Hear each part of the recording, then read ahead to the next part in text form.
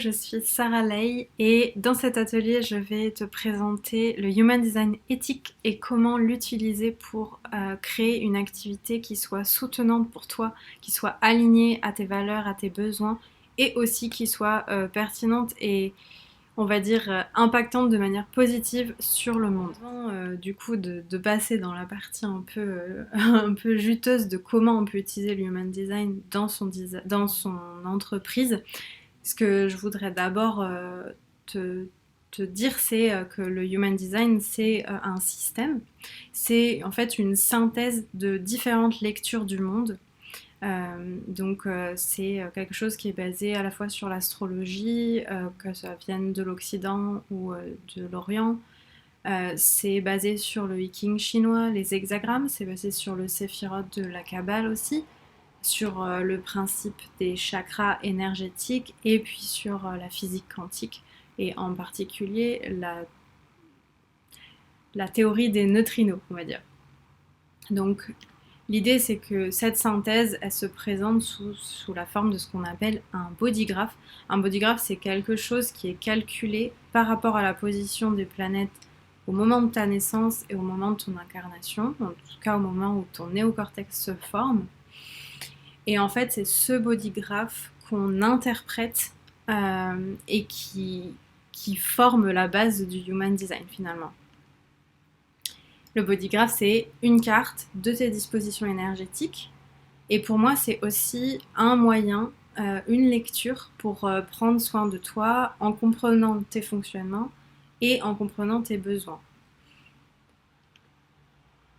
L'idée derrière le Human Design éthique, donc ce que j'ai moi créé au fil du temps, au fil de mes expérimentations avec mes clientes, etc., c'est que je pense que pour créer d'autres modèles de société, pour créer une société dans laquelle on se sent bien, dans laquelle on est en accord à la fois avec nos valeurs et avec les autres personnes en fait, et les autres vivantes et vivants, que ce soit les animaux, que ce soit la terre, etc.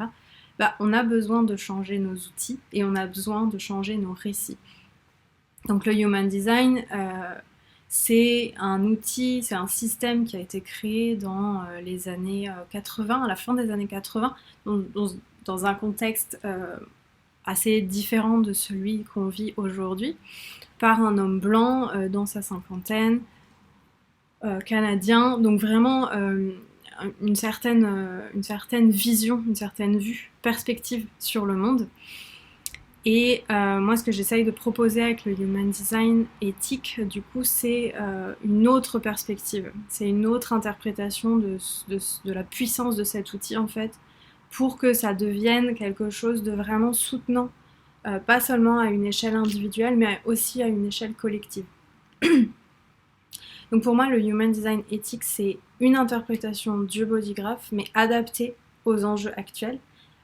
C'est-à-dire adapté à l'inclusivité, à l'écologie, au féminisme, à l'antiracisme, à toutes ces choses, toutes ces thématiques dont on parle aujourd'hui et qui pour moi sont ultra importantes pour créer une société en fait qui soit la plus juste et la plus confortable pour tous possible, en tout cas qui soit voilà, la plus adaptée à tous. Donc le Human Design éthique, il est pour moi à la rencontre de l'écologie, de la créativité, de la spiritualité. La spiritualité, c'est aller chercher quelque chose de plus grand que soi qui peut nous soutenir à un niveau individuel et aussi se sentir appartenir avec l'écologie, se sentir appartenir à quelque chose de plus vaste que nous, dans laquelle on peut avoir un impact finalement. Et la créativité, c'est cette capacité humaine de rebondir, de créer, d'inventer, d'innover. Et tout ça peut être soutenu par le Human Design éthique, en particulier dans le contexte de l'entrepreneuriat, mais pas que. Ce que je veux dire aussi par rapport au Human Design éthique, c'est que ce n'est pas un dogme, ce n'est pas une recette toute faite. Et surtout, ça ne te détermine pas. Le Human Design, en fait, c'est juste une partie de ta personnalité holistique. Ça représente finalement un quart de qui tu es. C'est tes dispositions énergétiques, mais à côté de ça, il y a énormément d'autres choses qui fabriquent, qui façonnent la personne que tu es aujourd'hui, et ce sera une personne différente demain. Il y a aussi à prendre en compte tes dispositions génétiques, ton corps, ton ADN, voilà, ton enveloppe physique finalement. Il y a aussi à prendre en compte ton conditionnement cognitif, dans quelle société tu vis, dans quelle famille tu as été élevé, quels sont les amis que tu as autour de toi, quel est ton environnement, on va dire, et le conditionnement énergétique aussi, qui est, selon l'Human Design, qui t'entoure. Quelles sont les personnes qui t'entourent, quelles auras elles dégagent, etc. Donc, il y a vraiment, c'est vraiment important pour moi de faire ce petit rappel que tout ce qu'on va voir aujourd'hui ensemble dans l'atelier, c'est pas déterminant. C'est pas quelque chose qu'il faut suivre à la lettre et si tu le suis pas, t'es nul ou je sais pas quoi. C'est vraiment pas ça le sujet. Le sujet, c'est te donner des pistes de réflexion, te donner des pistes d'expérimentation pour arriver à des systèmes, des structures, des cadres, des formats qui te soutiennent toi et qui sont pas délétères pour la société non plus. Donc c'est important de bien faire cette distinction-là. On n'est pas là dans une espèce de recherche de la performance, mais on est vraiment là dans une recherche de l'alignement à soi, de l'alignement dans plusieurs dimensions de soi finalement, pas seulement matériel. Donc je te propose 3 clés pour aborder le Human Design plus sereinement, ou en tout cas au plus sereinement possible. C'est d'abord d'avoir de la curiosité pour l'outil et pour les expérimentations que tu vas faire avec cet outil, parce que moi je te donne des informations, mais le résultat c'est la transformation. C'est quand même vachement plus intéressant que juste avoir un truc. Donc c'est pour ça que tu as aussi une forme de responsabilité d'expérimenter avec ce que je te dis pour le faire tien et pour être sûr que ça fonctionne pour toi. Il y a aussi à avoir une certaine confiance, cultiver une confiance dans ton ressenti, dans ta boussole intérieure, parce que ce que je vais te dire, c'est pas forcément, comme je te disais, c'est pas une recette toute faite, donc ça va peut-être pas fonctionner pour toi.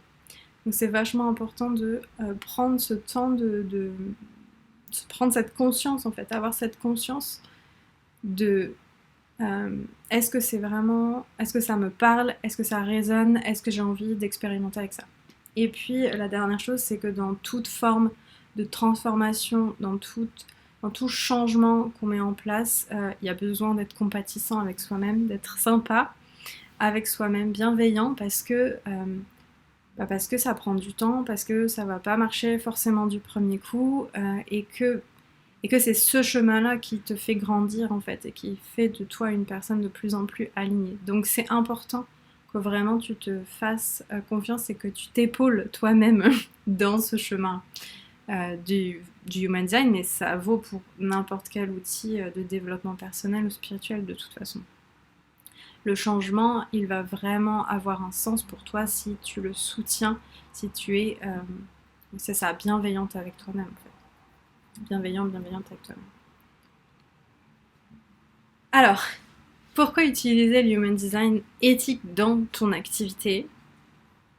Pour moi, il y a 3 éléments importants, mais c'est ce que je te disais tout à l'heure par rapport au fait que pour créer une nouvelle société, pour créer des modèles de société qui sont plus justes, il faut aussi être dans son... Il faut aussi commencer là où on peut. Et je pense que l'entrepreneuriat, c'est un endroit de changement et de transformation et d'alternative qui est très très grand. En tout cas, c'est comme ça que je le vois. On peut choisir de suivre un ordre établi ou on peut choisir de faire de l'entrepreneuriat autrement. Et la manière dont on va choisir de faire de l'entrepreneuriat, de construire son activité professionnelle et tout ça, va influencer le monde autour de nous, à une échelle plus ou moins grande évidemment. Et donc pour moi, utiliser le Human Design éthique dans mon activité, c'est vraiment questionner, redéfinir la notion de succès, redéfinir ce que ça veut dire pour moi le succès, ce que ça veut dire pour moi réussir dans le monde et dans quel monde. Parce que si je veux réussir dans le monde capitaliste, ça va forcément pas être pareil que si je veux réussir dans un monde différent où ce n'est plus l'argent qui est au centre du résultat. Ça veut aussi dire actualiser nos modes de travail. Ça veut dire qu'en Human Design, on a tous des façons différentes de travailler. Et c'est ok. Et il faut de tout ça pour faire une société qui fonctionne. Mais du coup, aujourd'hui, on a un seul système de travail qui est assez ancré dans nos valeurs collectives, on va dire. Et donc, le Human Design Ethic permet de re-questionner ça, de dire, ok, est-ce que c'est vraiment ça qui est pertinent pour nous, ou est-ce qu'on peut faire autre chose? Et puis, c'est aussi et surtout repenser l'utilisation de nos ressources. Et ça, en tant que projecteur, c'est quelque chose qui est particulièrement important pour moi.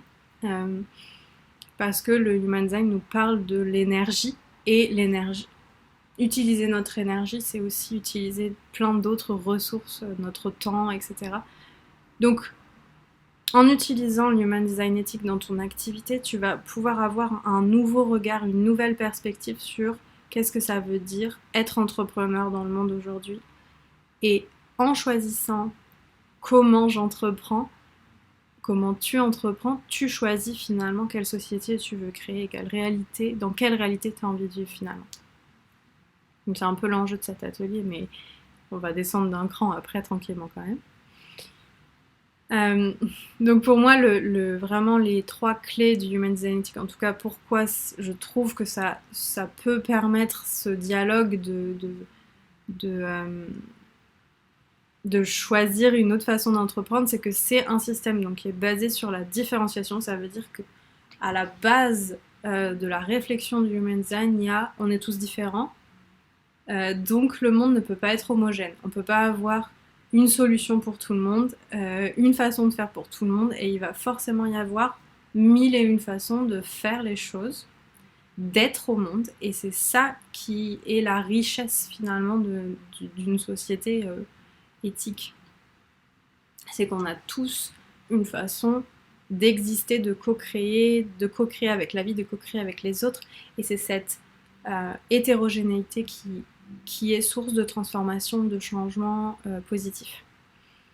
L'autre chose, c'est que le Human Design Ethic, c'est une interprétation que j'ai voulu hyper concrète, hyper actionnable, c'est pas forcément un mot, mais que tu puisses vraiment prendre en petits bouts, facile à digérer, et que tu puisses le mettre dans ta vie dès maintenant en fait. À la fin de cet atelier, tu auras minimum 3 clés pour expérimenter tout de suite, juste après. Donc voilà, c'était important pour moi d'avoir vraiment ce niveau de concret dans les outils que je te transmets. Et puis c'est surtout une méthode d'expérimentation, donc encore une fois, je me répète un peu, mais je te donne juste des informations aujourd'hui et des pistes pour expérimenter, et c'est à toi ensuite d'implémenter dans ta vie ce que tu as envie d'implémenter, ce qui fait sens pour toi. Mais c'est en aucun cas une recette toute faite, c'est pas une nouvelle étiquette que tu te colles sur le front, c'est vraiment quelque chose qui doit être là pour t'aider et te soutenir. Ok, donc quand on construit son activité, que tu sois au début, que tu sois en reconversion, que tu sois déjà bien implanté dans ton activité professionnelle, il y a besoin de faire des ajustements, il y a besoin de re-questionner un peu où on en est, de se réaligner finalement quand on sent qu'il y a des nouvelles choses qui bougent en nous, peut-être de la frustration, ce genre de choses. Et pour moi, du coup, il y a vraiment 3 étapes dans le déroulé. C'est pourquoi on fait ça, qu'est-ce qui nous drive, qu'est-ce qui nous pousse à être dans le monde et à entreprendre, comment on peut créer ça, et puis finalement, le résultat, c'est qu'est-ce qu'on sort, qu'est-ce qui existe, qu'est-ce qu'on matérialise, manifeste dans le monde. Je peux pas te dire pourquoi tu fais les choses, ça c'est quelque chose qui est très interne à toi. Et je vais pas te donner un résultat fini non plus, puisque comme on a dit tout à l'heure, le Human Design Ethic nous dit que y a une pluralité de solutions pour atteindre un même objectif qui est d'être heureux finalement. Mais par contre, je peux te donner des indices et des pistes sur comment tu peux lier ton pourquoi à ton quoi et que ce soit le plus soutenant et le plus pertinent pour toi. C'est là qu'est la puissance du Human Design, c'est dans le comment, dans comment on te soutient, comment tu peux créer quelque chose qui soit au plus juste de tes besoins et de ce qui se passe dans le monde. Donc ma vision du monde, c'est qu'on crée une activité alignée qui est une source d'épanouissement personnel et qui va servir le monde avec intégrité, qui est là un épanouissement collectif. Donc à chaque fois, on ne crée pas juste pour soi, c'est absolument pas de l'individualisme, mais c'est quelque chose qui est bien plus grand que nous et on va vraiment réfléchir à notre impact sur le monde. Qu'est-ce que ça veut dire créer une activité alignée grâce au Human Design éthique? C'est ce qu'on va voir dans cet atelier. Pour moi, il y a 3 aspects qu'on va regarder ensemble aujourd'hui. C'est comment prendre ta place dans le monde, c'est-à-dire comment occuper une posture, une place qui correspond à ton fonctionnement naturel et à ce qui est le plus juste pour toi, par rapport aux autres aussi. C'est respecter ton mode d'action, c'est-à-dire la manière dont tu agis, dont tu co-crées avec la vie. Et puis comprendre et protéger ton énergie qui est pour moi à la base de tout si tu veux que ton activité dure sur le long terme. Avant qu'on commence du coup à parler de comment créer ton activité de manière alignée grâce au Human Design éthique, si tu n'as jamais été en contact avec le Human Design éthique auparavant, ce que je te conseille et ce que je t'invite à faire, c'est de suivre le lien qui est en dessous de la vidéo pour faire ton body graph directement, pour ensuite pouvoir suivre toutes les étapes qu'on va voir ensemble dans l'atelier et pouvoir les appliquer à toi tout de suite. Tu vas savoir du coup de quoi on parle tout de suite. Donc tu peux aller faire ça, prendre une minute pour faire ton body graph et revenir ensuite pour entrer dans le vif du sujet. On commence avec l'idée de prendre sa place dans le monde et pour ça je vais te parler de 2 éléments. On va commencer avec le premier qui est ton rayonnement. Donc ton rayonnement, c'est la manière dont j'appelle en fait le type en Human Design officiel, on va dire. Donc ton rayonnement pour moi c'est ce que tu projettes dans le monde, ce qui est le plus pertinent pour toi. Donc c'est la manière dont tu vas interagir avec les autres et ce qui est vraiment naturel si tu t'écoutes et si tu te laisses exister. Donc il y a 5 types de rayonnement puisqu'il y a 5 types énergétiques en Human Design et on va les regarder ensemble maintenant. Donc, le premier c'est le manifestor, son rayonnement c'est l'initiation. Ça veut dire que si tu es manifestor, tu as naturellement énormément d'idées, tu as naturellement une espèce de génie comme ça, de foisonnement d'idées, de réflexions, et c'est ça que tu dois mener dans le monde, c'est ça que tu dois, pas que tu dois, mais c'est là où tu vas être la plus pertinente pour le monde et pour la société. C'est en suivant tes idées, c'est en lançant des projets, c'est en étant le catalyseur finalement de nouvelles idées, de nouvelles réflexions, de nouvelles façons d'être et de faire. Donc initiation, c'est quelque chose de très important pour toi. Le générateur, lui, son rayonnement, c'est sa construction. Donc si tu es générateur, tu es là pour co-créer des projets, tu es là pour partager ton enthousiasme, tu es là pour partager ta joie, pour vivre ta joie. Et tu as ce qu'il faut pour aller faire dans la durée en fait. Tu peux mener à bien des projets si tu es correctement rentré dedans évidemment. Manifesting Generator. Si tu es Manifesting Generator, ton rayonnement c'est la contribution. Le fait d'être capable de jongler avec les projets, de suivre ta créativité, d'être en soutien sur les projets, pas forcément d'être toujours à fond dans l'un ou dans l'autre. À la fois, mais vraiment cette capacité de faire des liens, générer des idées en co-création avec d'autres personnes. Si tu es projecteur, ton rayonnement, c'est la coordination, le fait d'être capable de guider les énergies, de savoir où utiliser son énergie, ses ressources du meilleur, la meilleure manière possible, pardon. Et aussi, tu sais optimiser les systèmes, tu sais organiser, en tout cas être dans une efficacité que d'autres n'ont pas forcément. Donc c'est ça ton apport au monde, on va dire. Et puis, si tu es réflecteur, ton rayonnement, c'est l'observation, le fait d'être capable de ressentir, d'observer, de rester très conscient de ton environnement et de partager ce que tu en retiens, ce que tu en comprends, ce que tu en vis en fait. De partager ta sagesse, la sagesse de ton expérience finalement. Donc, il y a une assez grande variation après dans le rayonnement. C'est pas juste être initiateur, faire tout le temps, enfin lancer tout le temps des idées ou être observateur, ne faire qu'observer. Mais disons que c'est un endroit où tu vas te sentir généralement beaucoup plus en paix, beaucoup plus épanoui, beaucoup plus relaxé. Et donc c'est un endroit qui doit être important pour toi dans ton activité. C'est quelque chose qu'il faut garder en tête quand tu réfléchis à ce que tu veux faire ou quand tu essayes de venir te réaligner dans ton centre. Il y a une autre chose qui est très importante quand on parle de prendre sa place, c'est quelle voix, quelle est ta voix. On a tous une voix spécifique qu'on va trouver dans ce qu'on appelle le centre de la gorge. Donc c'est le centre qui est coloré sur l'écran. Et donc tu vas avoir une voix unique et en l'occurrence on a deux grandes façons de s'exprimer, on va dire.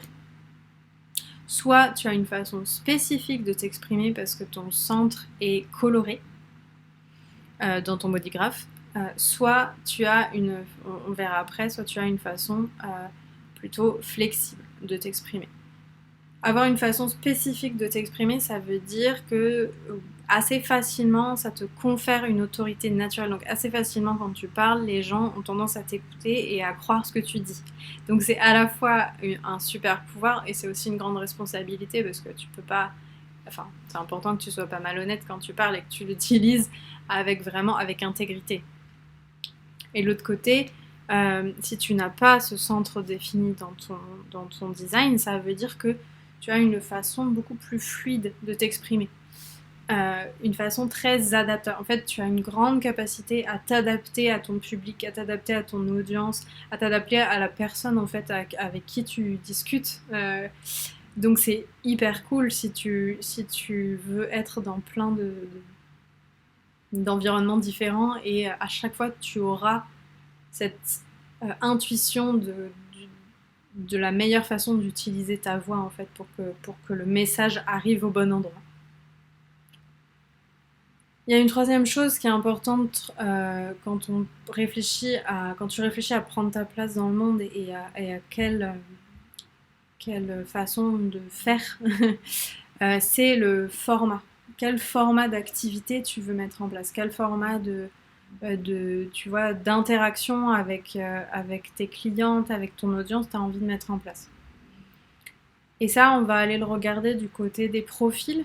Donc, c'est les archétypes qui te permettent de mieux comprendre à la fois comment tu apprends, mais aussi comment tu interagis avec les gens. Et pour moi, il y a 3 types de formats, on va dire, en très gros. Il y a le format individuel qui va plutôt correspondre aux gens qui sont 1-3, 3-6, 6-2 ou 6-3, donc des gens avec des 2 ou des 1 dans leur profil, et des 3 aussi. Il y a un format où on est plus à l'aise quand on parle à des petits groupes, donc ça va être tous les profils qui ont un 4. Le 4, c'est une ligne très importante au niveau de la tribu. C'est un endroit où on a besoin d'une famille, d'une tribu, de quelque chose qu'on connaît. Et du coup, on est plus à l'aise dans des interactions avec des petits groupes de gens en qui on a confiance et qui nous font confiance. Et puis, il y a des gens qui sont beaucoup plus à l'aise, des profils beaucoup plus à l'aise dans les grands groupes, dans les réseaux, dans les conférences. Et donc, ces gens-là, ça va être les gens qui ont des 5 dans leur profil, donc 2, 5, 3, 5, 5, 1 et 5, 2. Euh, Ils s'épanouissent beaucoup plus, et elles s'épanouissent beaucoup plus dans des environnements où ils peuvent papillonner, aller voir plein de personnes, connecter ces personnes entre elles, etc. Maintenant que je t'ai présenté les différentes hum, étapes pour apprendre à prendre ta place dans le monde grâce au Human Design éthique, je te propose un petit exercice pour que tu puisses un peu plus intégrer quel est ton propre rayonnement, quelle est ta voix, quel est ton format le plus soutenant.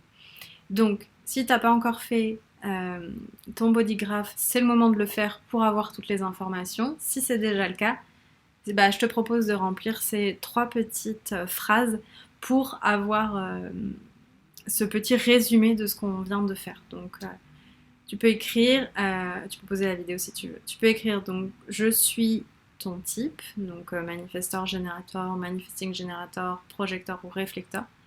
Et ça signifie que ton rayonnement, c'est l'initiation, la construction, la contribution, la coordination, l'observation, suivant ce qu'on a dit juste avant.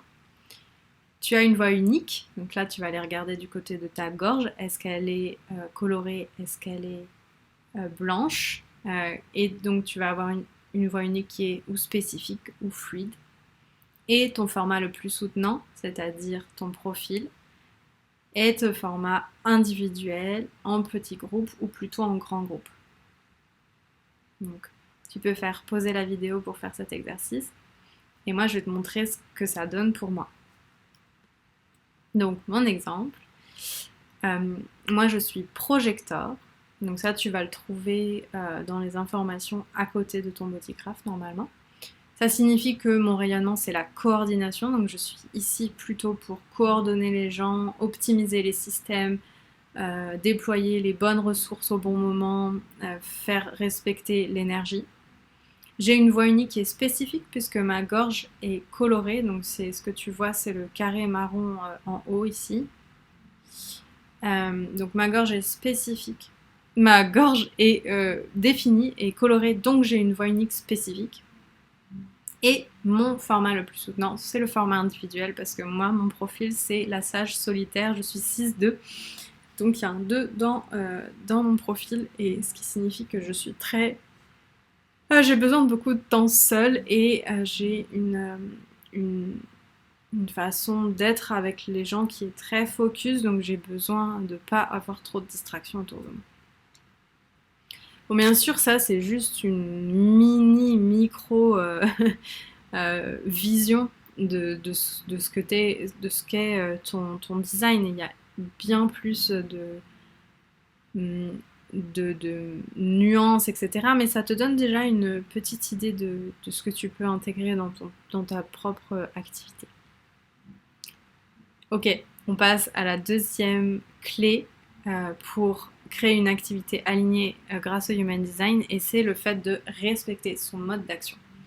Et ton mode d'action, encore une fois, il y a plusieurs éléments qui viennent définir ce que c'est que la manière dont tu agis de manière alignée. La première chose dont je voudrais te parler, c'est ce qu'on appelle donc en Human Design l'autorité, que moi j'appelle le mode d'action parce que je trouve que ça a un peu plus de sens. Mais en gros, c'est quel rythme ont tes décisions. Est-ce que tu as un rythme de décision particulier? Et en fait, dans la société, on considère qu'il y a 3 types de rythme pour prendre ses décisions. Il y a les personnes qui vont avoir une façon instantanée de prendre leurs décisions. Il y a les personnes qui ont besoin de passer par un cycle. Et il y a des personnes pour qui c'est variable. Voilà. Donc si tu as une autorité sacrale, c'est pareil, ça tu vas pouvoir le voir à côté de ton bodygraph, c'est marqué. Si tu as une autorité sacrale, ça veut dire que tu as une façon très instantanée de prendre tes décisions, en écoutant ton corps, en écoutant les mouvements, la chaleur, la lumière, tout ce qui se passe à l'intérieur de tes entrailles.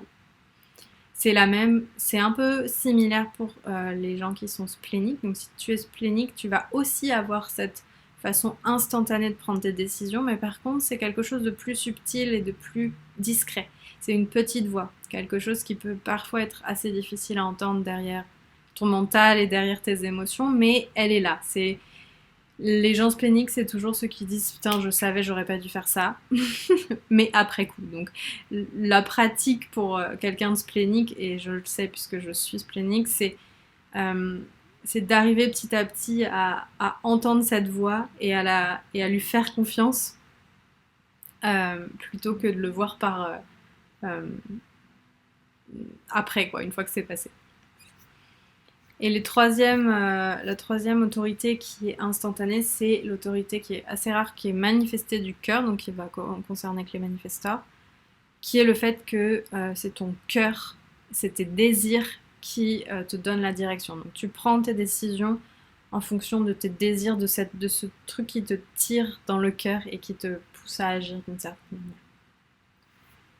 Ensuite, il y a les personnes qui vont avoir une façon de prendre leurs décisions très cyclique. Donc il y a environ 50% de la population qui est émotionnelle, c'est-à-dire que tu as besoin d'accueillir tes émotions et d'attendre une certaine forme de clarté pour agir. Sinon, tu risques d'avoir ce qu'on appelle une gueule de bois émotionnelle, c'est-à-dire si tu prends tes décisions en étant super en joie, super à fond, enthousiaste, ou au contraire complètement au fond du trou, bah tu vas te réveiller à un moment donné en te disant ah merde mais j'aurais jamais dû faire ça. Et c'est important du coup que tu te laisses traverser par ces vagues et que tu arrives à un état un peu plus stable, à un état un peu plus serein où là tu vas vraiment te sentir ce qui est juste pour toi et donc ça vaut pour n'importe lesquelles de tes décisions dans ton entreprise. Donc c'est important de pas agir sous le coup d'une émotion, mais vraiment de prendre du temps. Il y a aussi les réflecteurs, donc les personnes avec une autorité lunaire qui ont cette cyclicité aussi. Et pour toi, si tu as cette autorité lunaire, c'est important que tu écoutes tes besoins, tes idées, tes envies tout au long de ton cycle de 28 jours, du coup, avant de prendre ta décision. Donc c'est vraiment t'ouvrir à tout ce qui est, à tous les messages que tu reçois sans nécessairement t'attacher à l'un ou l'autre des résultats, voilà. Ou une ou l'autre des décisions, mais vraiment de prendre un grand temps de réflexion et d'observation de tes ressentis avant de décider. Et après, une fois que tu as décidé, ça peut aller très très vite, mais ce temps de maturation de ta décision est très important. Bien sûr, ça vaut pour les grosses décisions du type tu déménages, etc. Mais où tu veux avoir un partenaire dans ton activité, ce genre de choses. Mais par contre, ça n'a pas vraiment de sens. Enfin, c'est pas utile de faire ça sur des petites décisions de type est-ce que j'écris un message maintenant, tu vois. Il y a quand même des nuances sur ces décisions. Pareil pour les personnes émotionnelles en général. Il n'y a pas forcément besoin d'attendre la clarté pour acheter du pain. Et puis la troisième type de décision, enfin de façon de prendre sa décision, ça va être des autorités qui sont assez rares de base. Donc il y a notamment l'autorité autoprojetée. Donc ça va correspondre que aux projecteurs. De toute façon, ces trois autorités là dont on va parler, c'est que les projecteurs. L'autorité autoprojetée, elle a besoin, donc tu as besoin d'écouter ce que tu dis. Donc tu as vraiment besoin de parler de ta décision, de parler avec plusieurs personnes différentes, de vraiment entendre ce que ta gorge, ce que ton cœur te dit, parce que c'est relié à ton cœur. Donc c'est vraiment un besoin voilà, d'exprimer. En fait, tu sais pas à l'avance ce que tu veux. C'est quand tu l'entends que tu te rends compte vers quelle décision tu penches. Donc c'est variable au sens où tu peux avoir besoin de beaucoup en parler ou tu peux avoir besoin d'en parler assez peu parce que c'est déjà quasi installé dans ton cœur en fait. Donc ça va vraiment dépendre de toi et de si tu as aussi les bonnes personnes pour t'écouter. Parce que si t'as pas cet espace d'écoute, ça risque d'être plus compliqué pour toi de prendre des décisions alignées. Projeter du cœur, c'est aussi un peu comme ça, c'est aussi écouter sa voix, mais c'est surtout écouter ses désirs. Qu'est-ce qu'il y a derrière ta voix? Qu'est-ce que t'as pas forcément toujours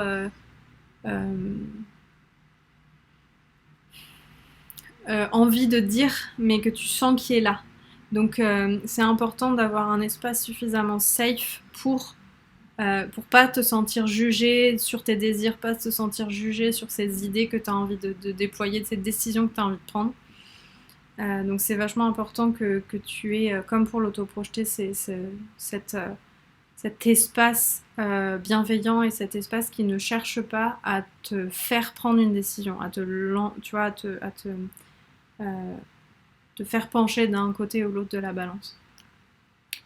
Et la dernière autorité environnementale qui est variable, du coup, la dernière autorité qui est variable, c'est l'autorité environnementale.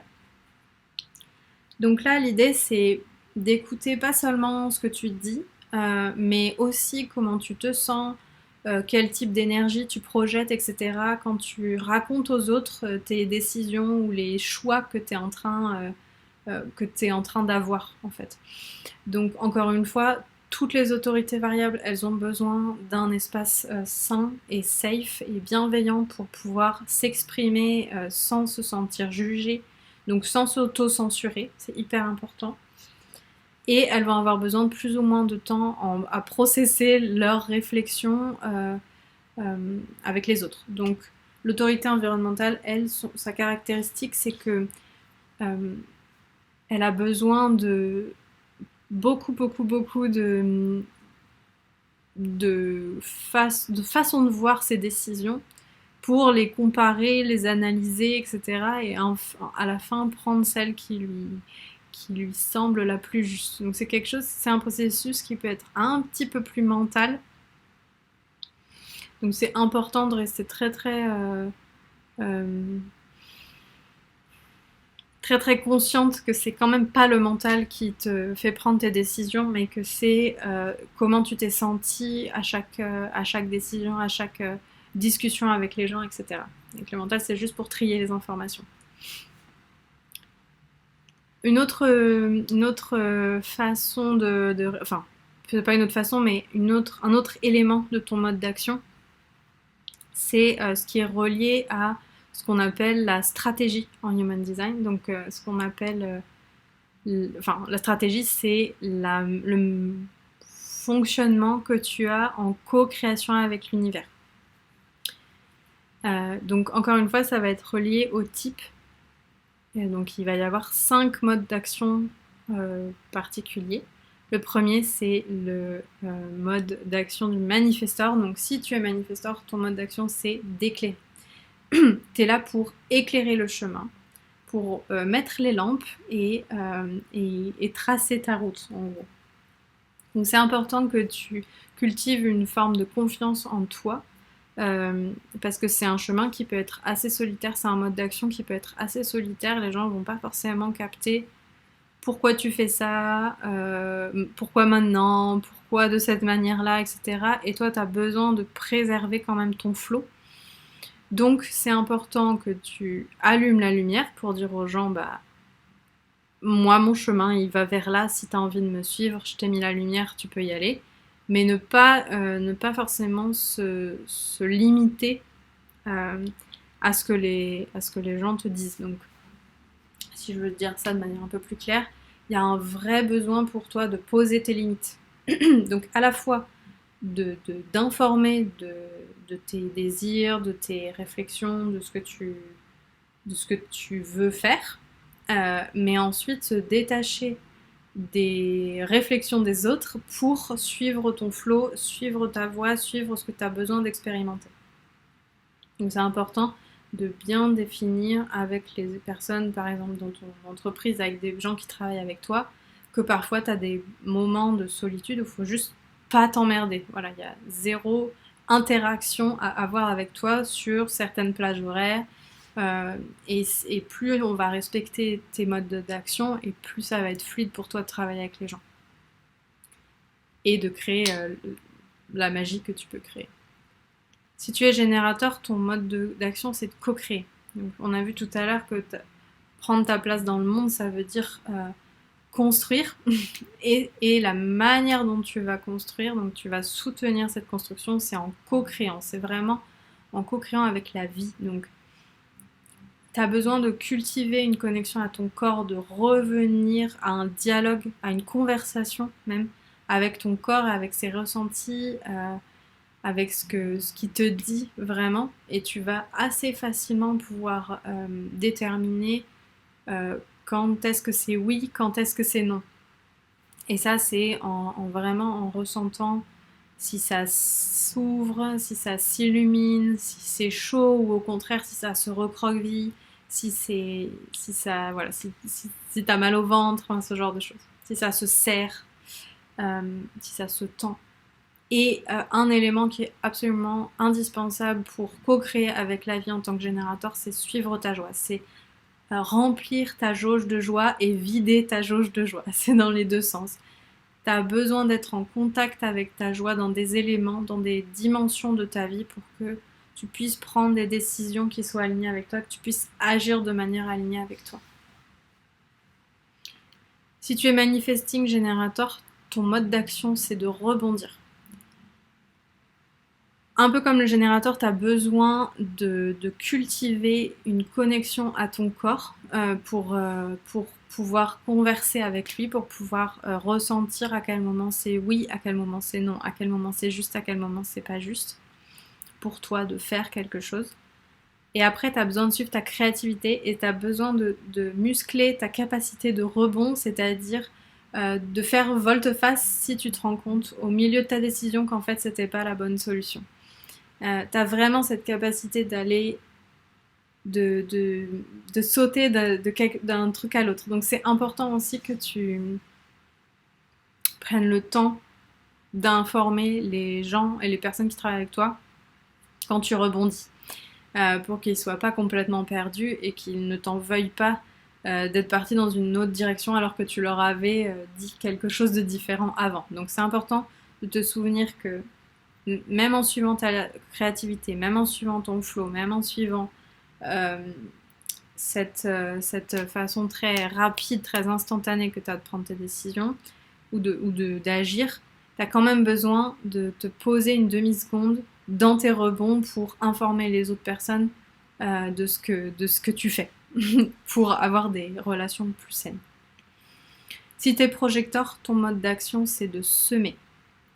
C'est-à-dire que ton objectif dans la vie, la meilleure façon pour toi d'interagir avec la vie, d'interagir avec les autres, c'est de semer ton jardin avec tes idées.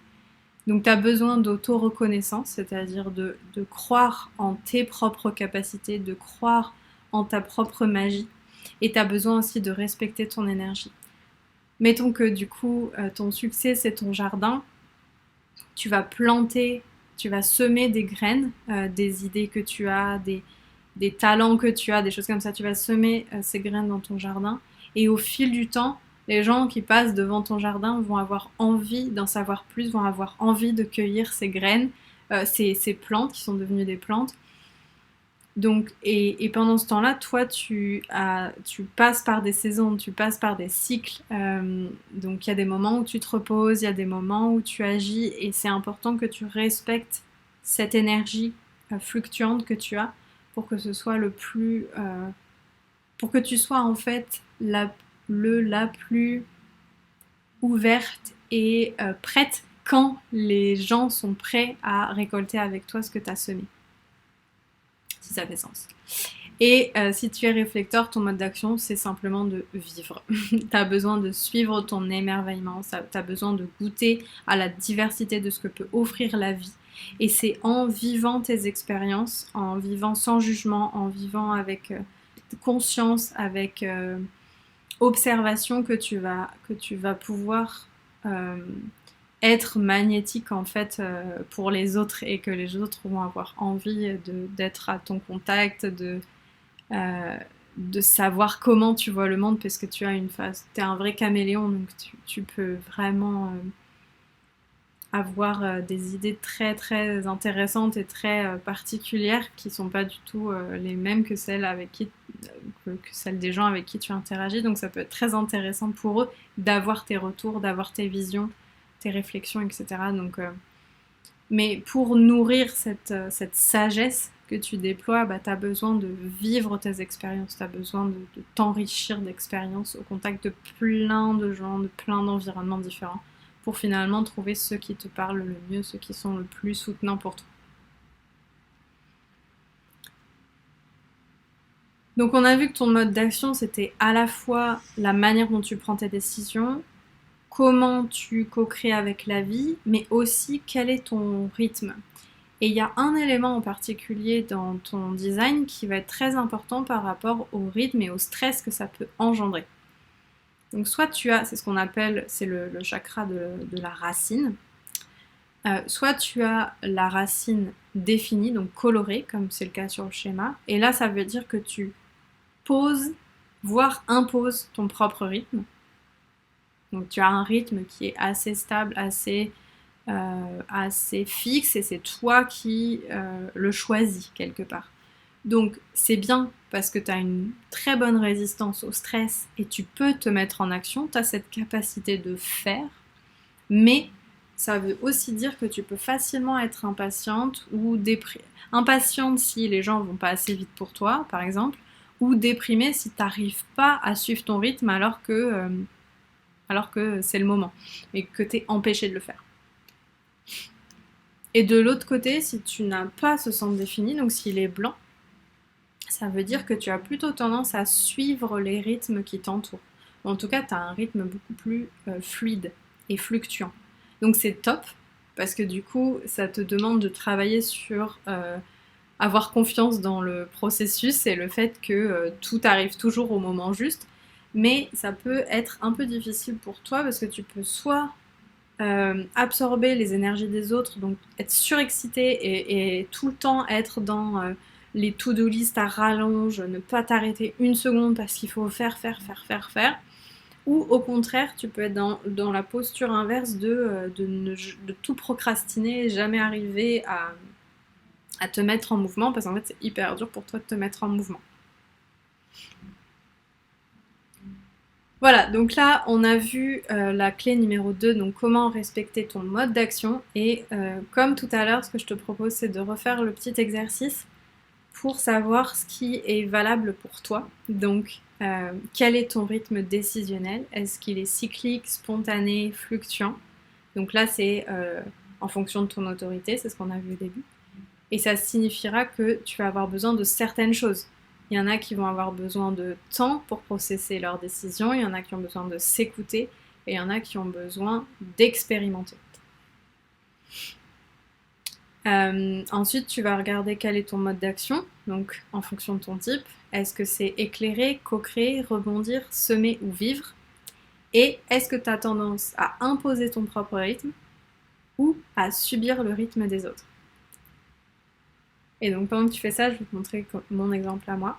Donc moi, je suis splénique, donc j'ai un rythme décisionnel qui est spontané. Ça signifie que j'ai besoin de m'écouter, j'ai besoin de d'abord m'écouter pour prendre mes décisions avant d'écouter le mental, les émotions, etc. Mon mode d'action, c'est semer parce que je suis projecta. Et j'ai la racine qui est définie, c'est ce que tu vois ici, donc elle est colorée. Donc j'ai tendance à imposer mon propre rythme, et tu pourras demander à mon mari, il en sait quelque chose. J'espère que tu es toujours avec moi. On va passer à la troisième clé pour créer une activité alignée à ton design et soutenante pour toi. Et on va parler de l'énergie et de comment la protéger, comment la comprendre, savoir quel type d'énergie tu as et aussi comment la protéger. Alors, dans le Human Design éthique, tout est énergie, c'est un peu la base. C'est vraiment une science de la différenciation basée sur l'énergie, tes dispositions énergétiques. Pour moi, dans ton activité professionnelle, je vois ça comme ta capacité à produire, si cher à notre capitalisme, mais aussi ta vitalité, donc ton sentiment de bien-être aussi. Ça veut dire en gros quelles sont tes ressources pour œuvrer, donc quel repos, de quel repos tu as besoin, qu'est-ce que tu manges, quelle activité sportive tu as besoin de faire, etc. etc. Donc on va pas rentrer dans tous ces détails aujourd'hui, mais on va regarder les points les plus importants. Et d'ailleurs, si ça t'intéresse, si l'énergie c'est ton point de focus, je te conseille de suivre le petit programme de 21 jours pour retrouver ton énergie grâce au Human Design qui s'appelle Reclaim. Ok, donc le point le plus important quand on parle d'énergie en HD, c'est l'énergie vitale. Et il y a deux façons d'être. Soit ton centre d'énergie vitale est coloré, donc c'est ton centre sacral, c'est le centre qui est ici.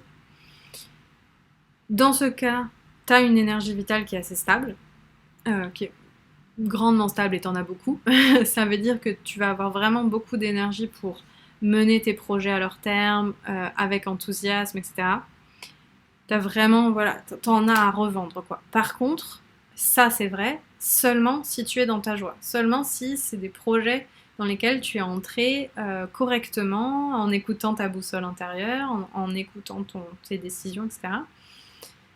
Et si c'est juste pour toi. Donc,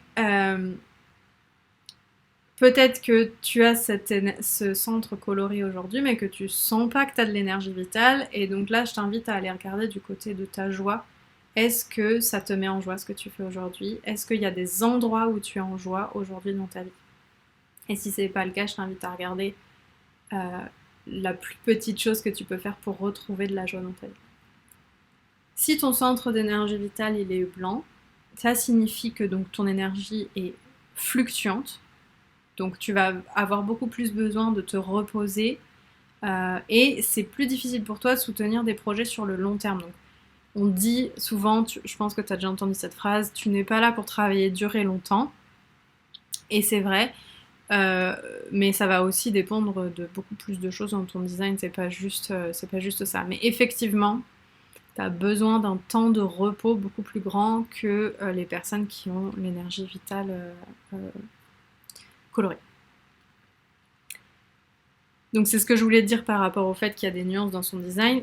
C'est pas parce que ce truc-là, ce centre-là est blanc que tu n'as pas d'énergie du tout. Il y a plein d'autres endroits dans ton design qui te donnent une certaine forme d'énergie.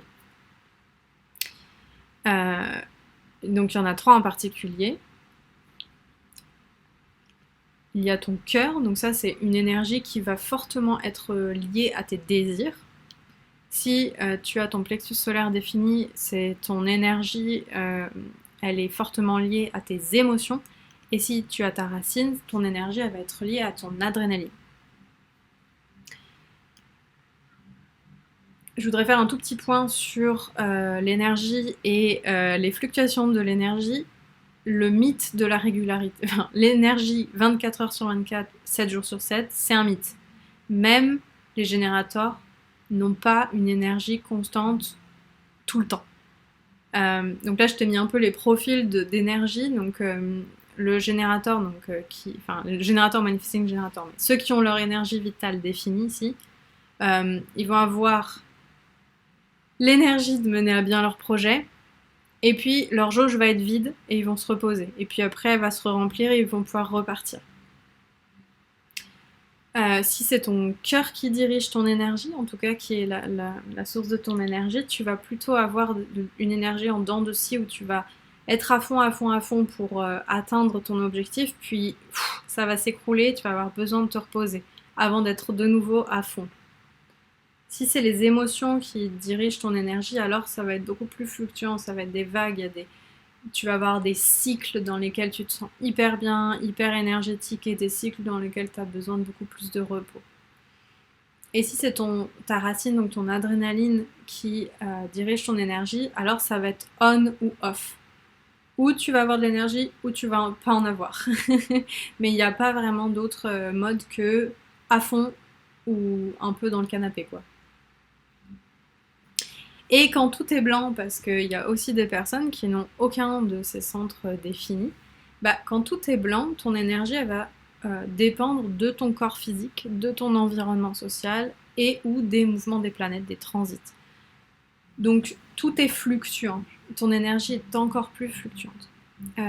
Donc là, ce que je te conseille de faire, c'est d'observer les cycles lunaires, d'observer tes cycles menstruels si tu es une personne menstruée, d'observer les cycles aussi des gens autour de toi. Est-ce que tu as plus d'énergie quand tu es autour de telle ou telle personne, et de construire ton activité aussi en fonction de ça.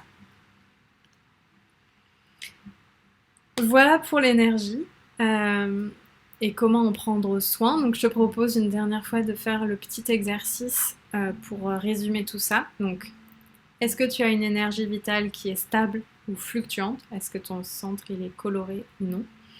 Et qu'est-ce que ça signifie pour toi? Est-ce que tu as besoin de nourrir ta joie ou est-ce que tu as besoin de te reposer plus souvent? Et tu tires de ton énergie. Est-ce que tu tires de ton énergie, de tes émotions, de tes désirs, de ton adrénaline ou de ton environnement? Et ça vaut du coup si tu es une personne qui n'a pas l'énergie vitale stable. En ce qui me concerne, donc je suis projecteur, donc j'ai une énergie vitale qui est fluctuante puisque mon centre ici est blanc. Ça signifie que j'ai besoin de me reposer beaucoup plus souvent que la moyenne des gens pour maintenir ce niveau d'énergie qui est assez bas. Et j'ai par contre une énergie je tire mon énergie quand même de mon adrénaline puisque mon centre ici de la racine est activé. Donc je vais quand même avoir une certaine source d'énergie à ma disposition qui va être on ou off. Je regarde aussi beaucoup mes cycles menstruels parce que j'ai remarqué que c'était assez lié au on ou off de ma racine, vu que c'est lié au centre, au chakra de la racine, donc à tout ce qui est ces organes-là à cet endroit. Ok, nous voilà à la fin de l'atelier. J'espère que tu es toujours avec moi. Et là, ce que je voudrais te dire, c'est que tout ce qu'on a regardé aujourd'hui, c'est apprendre. Donc, moi, je te les ai présentés de manière séparée, mais par contre, c'est pas quelque chose à prendre séparément. C'est quelque chose après à lier, interconnecter, etc. Donc, j'ai pris mon exemple pour t'expliquer un peu comment moi je fabrique finalement une activité qui soit la plus alignée pour moi en fonction de mon Human Design éthique. Donc là, je t'ai remis les 3 axes qu'on a pris aujourd'hui, c'est-à-dire quelle est ma place, quel est mon type d'action, comment j'agis dans le monde et quelle est ma ressource en énergie. Donc en termes de comment prendre ma place, moi, donc ce que je t'ai dit, c'est que mon rayonnement, c'est la coordination, donc je suis plutôt là pour aider les autres à utiliser leurs énergies, à optimiser leur système, etc. etc. J'ai une voix qui est une voix unique qui est spécifique, donc je vais plutôt avoir une autorité naturelle, et en plus de ça, je fonctionne plutôt en format individuel parce que j'ai un profil de sage solitaire. Donc, aujourd'hui, mon activité, c'est des guidances, des coachings. Donc, je vais voir les gens en vrai, en format individuel ou en atelier, et je vais poser ma voix et être à l'écoute et être dans l'aide, l'accompagnement pour les aider à optimiser leurs énergies, à retrouver leur énergie, à optimiser leur système interne, etc. En termes de quand dans ma vie je travaille, enfin travailler au sens produire, vu que mon énergie est fluctuante et assez faible et on-off, j'essaye de ne pas produire plus de 3 heures par jour et de ne pas avoir plus de 2 clients par jour maximum. Je sais que ça c'est un truc qui fonctionne pour moi parce que je l'ai établi petit à petit au fil de mes expérimentations et je sais aujourd'hui que c'est un format qui fonctionne pour moi. Mais c'est peut-être pas ça qui va fonctionner pour toi. Donc c'est là où c'est important d'aller regarder les différents aspects de ton design. Et je vais aussi faire attention à ce que je fais en fonction de mes cycles menstruels. Je vais pas me mettre une semaine remplie de clients au moment où j'ai mes règles, par exemple. Je vais essayer de réfléchir à ça aussi. Et enfin, mon mode d'action, donc j'ai un mode d'action qui est plutôt instantané et plutôt dans le fait de semer. Donc je vais semer mes idées, j'ai besoin d'être visible. Donc ça fait de moi quelqu'un qui a plutôt tendance à communiquer de manière spontanée ou alors à créer des pièces de contenu plutôt dans mon coin, on va dire, et ensuite de les poser quelque part dans l'espace de l'internet pour qu'elles soient visibles. Donc j'ai besoin de temps seul pour nourrir ma voix. Et en même temps, j'ai besoin de temps pour... nourrir ma voix, ça veut aussi dire connecter mes idées, raffiner mes idées, maturer mes idées. Et après, j'ai besoin d'une plateforme qui me permette de spontanément parler si j'ai envie de parler. Et aussi d'avoir un endroit où les gens peuvent me trouver. Donc, par exemple, le SEO va bien fonctionner pour moi.